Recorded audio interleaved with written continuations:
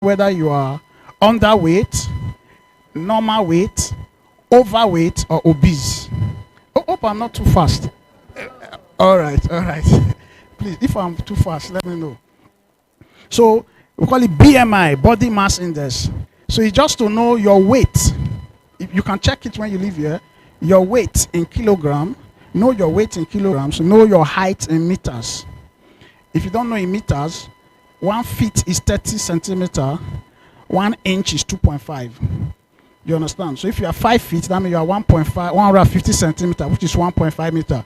So your weight over kilogram square. That means you multiply your weight in kilogram over height in meter square. So kilogram per meter square. So multiply your height by itself, that square the height, get your value, then get your weight, put your weight on top, divide by the square of your height. You get your BMI. And the number is 18 to 25. So if you are between 25.1 and 29.9, we say you are overweight. The more than 30 is obesity. The more than 40 is what we call pathological obesity. That means you're at risk of cardiovascular disease, arthritis, diabetes, heart conditions, a lot of problems. A lot of problems. So this could be weight gain or weight loss. Then what's this number 2? Sorry, I'm getting older. Constant what? Constant fatigue and weakness. Now somebody defined Nigeria as a diabetic nation. Yeah, we have so much oil, yet we are poor. Is that not so? When they listed the countries in the world with oil, we are the only one that have so much oil but no refinery, no working refinery. We take our oil to the world outside the shores to refine. We bring it back. They keep the bitumen, the quota, every other thing. They give us only petrol. We leave it like that. And they develop companies around their refineries there. Para-refinery companies that will suck up the youth. Our own youth will still go there to work. So it's a sad situation. You understand? So we're like a diabetic people. We have so much glucose in the blood. If you check the glucose of a diabetic, very high, but yet it's weak. It's fatigue. Because the insulin is supposed to drive the glucose into the tissues. But there's no insulin to drive, or the receptors that will make the insulin to drive is not there. So when you are becoming chronically weak and fatigued, you may want to check your sugar level and to be sure you're not what? Diabetic. Then number 3 is hot flushes and night sweats. So these are common in the menopausal period. Or for any reason, you begin to suffer what we call early menopause, or anything that will affect the production of estradiol. Estradiol is the hormone that is produced by the ovaries that gives you the look of a woman, the feeling of a woman, the shape, the contour of a woman, everything that makes you glow and beautiful. You understand? It's the estradiol. So as you begin to grow older, you get into menopause because everything, like I told you, is timed. You understand? Then the level of estradiol begins to drop. So you begin to have some of these hormonal influences, some of these symptoms of low hormone, hot flushes and the rest. Then there are a lot here, but let's just move to the main one. Let's move to the next slide. Okay, I have this here. Infertility. Let me just dwell a little more on this. Infertility. Infertility is a big problem in everywhere. Is that not so? I see average of 10 infertile couples every week. That's just even in a day. But let's just say in a week, at least in my gynae clinic, which runs once a week, at least 10 infertile couples. But permit me to say that 60 to 70% of these infertile cases I'm beginning to discover is actually from the man. They are male factors. Yeah, the pattern is shifting towards male factor. And funny enough, in the church, we don't pray for infertile men. I don't know if you go to any church where they say, "Man, come, let's pray for." It's not. Even the wife will not allow them to come out. You understand? So, but that's another discussion for another day. But let me focus on female infertility.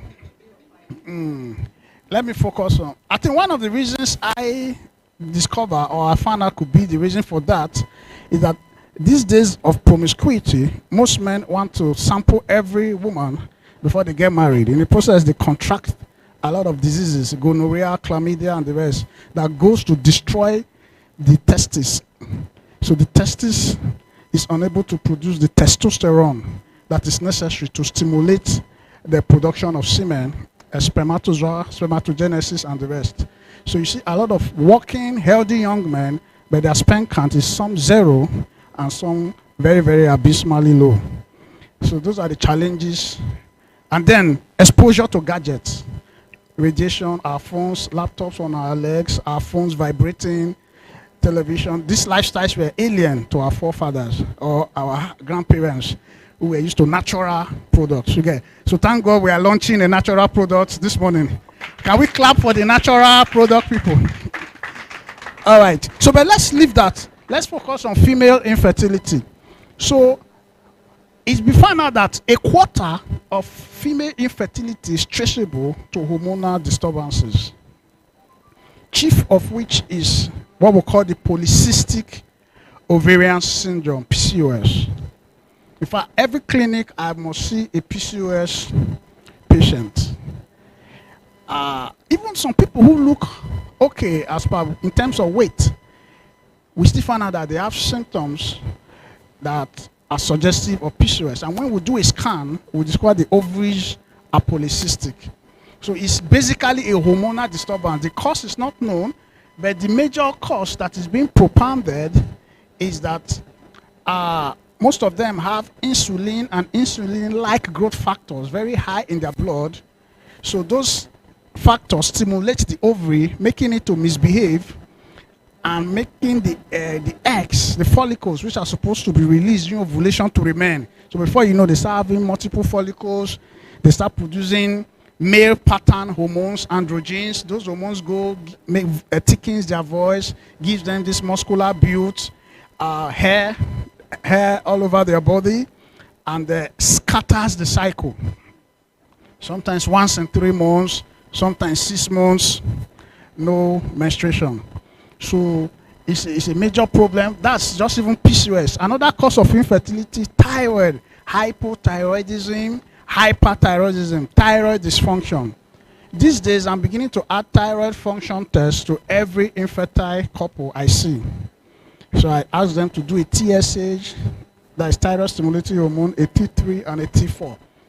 Because some may not have a visible goiter, but they have what we call subclinical or even clinical hypothyroidism and hyperthyroidism. So these have been found as part of the hormonal disturbances that cause infertility. And it's a great, great problem because of most times it's the pressure that we put on the couple. The pressure from the mother-in-laws. Some, even if they're not asking, at the end of the month, you see their call.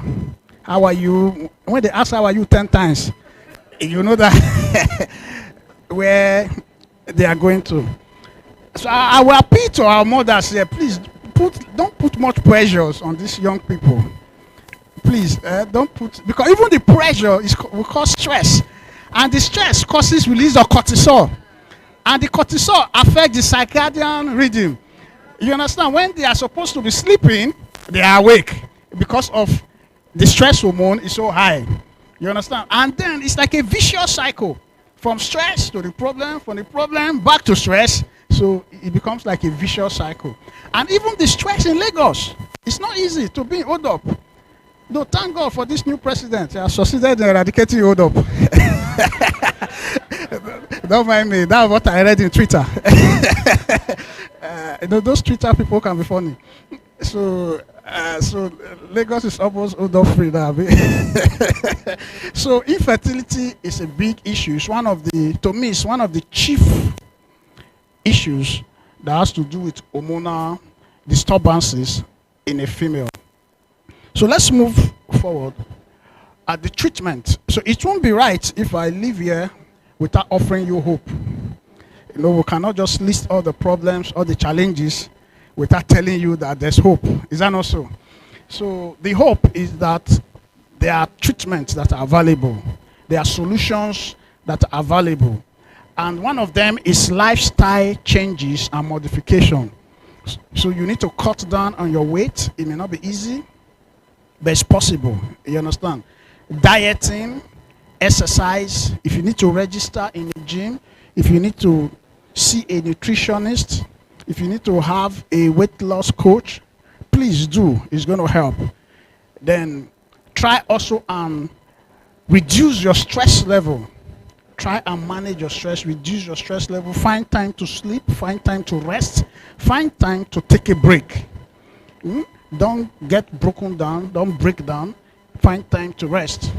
Then natural supplements. There are a lot of natural supplements, but I think number one of them is the Rida Restore. Can we clap for the Rida Restore? So the Rida Restore is doing a great work, and a lot of testimonies. I'm sure there are testimonies. I saw in the program people with testimonies to that effect.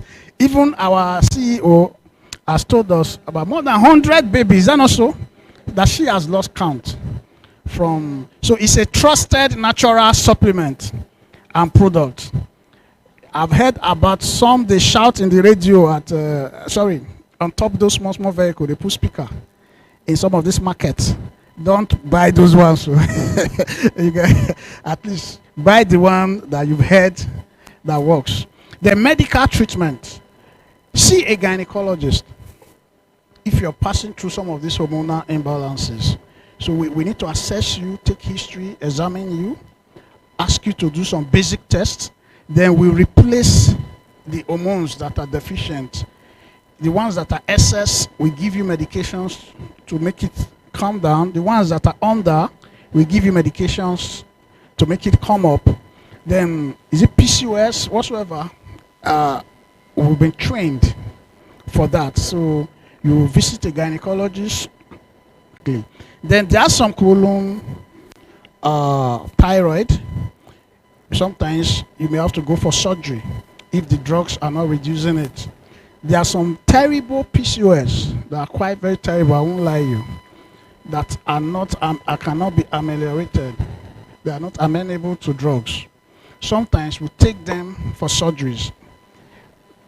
There's what we call, we do laparoscopic surgeries. We call it laparoscopic ovarian drilling. Just to puncture the ovaries, so that the ovaries can come alive again. Sometimes, some of them live with the PCOS. They have to go for surrogacy. Yes, that's another level of treatment. Some people opt for surrogates. It could even be an egg donor. They are not even able to produce an egg, but they can use the husband's sperm. Another person carries the baby in some very bad situations. But I'm sure with this, our Rida Restore drug, MD, I mean CEO, I mean, CEO, is it CEO or MD? Sorry, anyone. And please, some of these bad ones, we may need to do a study on them with this our drug. Yeah, because we need to produce papers. We need to, once there's results, we produce papers, we publish what we are doing. You know, the problem with the black man is that we don't publish what we do. Some of the things our grandparents achieved, they were not written anywhere. And they died. Some even use leaves to cure some things, but they didn't tell you how they did it. They didn't document it. They didn't publish it, and they died with it. You understand? So we need to publish our findings, document it, publish it, let the world know what is happening, and then we'll begin to go more global. All right. So, in conclusion, most people will experience at least 1 or 2 periods of hormonal imbalance during their lifetime. Imero nkoma kwa? Kebisi na Igbo. Imo State, mpaghara ole? Mbise. Ha, hapụ ya. You ghọtara ihe m na-ekwu? What are we saying? It's between me and him now. One name, because we are from the same state, as in, you understand? Yes. Owerri, Imo.